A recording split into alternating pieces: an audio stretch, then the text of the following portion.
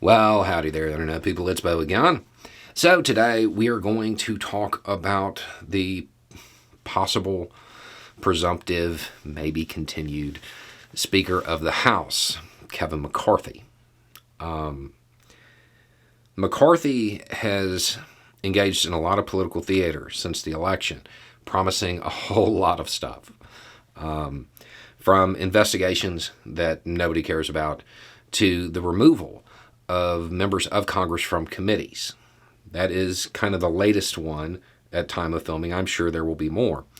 Those he is talking about removing include members of Congress Omar, Schiff, and Swalwell. Why? Why does he want them removed from committee positions? I'm sure there's a pretext. He's going to say something about each of them. But what's the real reason? The real reason is the space laser lady. That's what it's really about. She has kind of demanded revenge.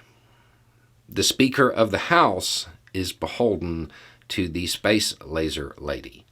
That's what's going on. Marjorie Taylor Greene.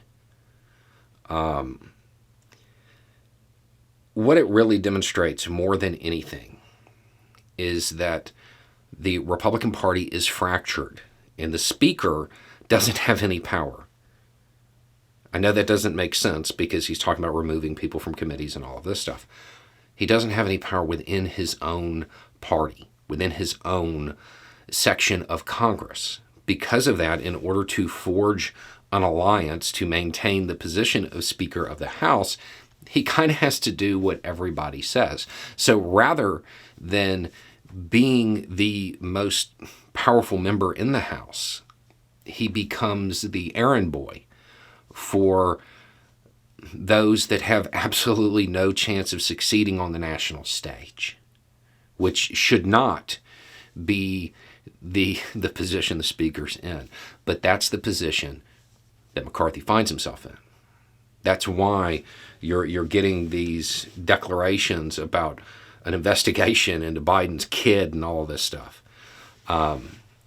It's not even that McCarthy believes this is something the American people care about. It's that this is what he has to say to keep the Republicans supporting him. He's not leading. He's the errand boy now. And that's how it is shaping up.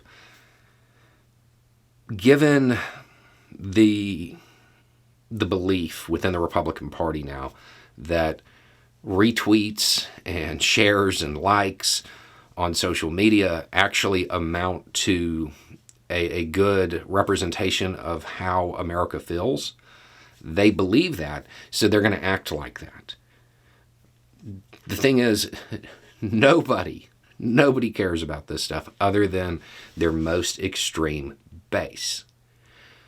Most independents, even, I don't even want to say moderate conservatives, I think a lot of normal Republicans, just those that are just outside of the MAGA faction, they do not care about this. They want to hear about what the Republican Party plans to do about inflation, all of the stuff that they campaigned on. But now that they've been elected, after spending all of this time talking about, well, we have to do this and we have to do this, there's been no announcement because they don't actually have a plan. They understand that when it comes to inflation, Biden is doing everything he can. So they're not going to jump into this because they'll end up making mistakes and making it worse, and it'll be evident. The Republican Party in the House, it has control of the House. But because it doesn't have control of its own party, it really doesn't. It has control of the House in name only. The next 2 years in the House are going to be chaotic at best. They don't have a unified mission. They don't have a unified party. And now it is becoming ever more apparent that McCarthy, as Speaker, would be beholden to the whims of those people who have strong social media presences rather than those who have strong policy ideas, even from a conservative standpoint. the Republican Party has still not learned its lesson, and it's setting itself up for another failure in 2024. Anyway, it's just a thought. Y'all have a good day.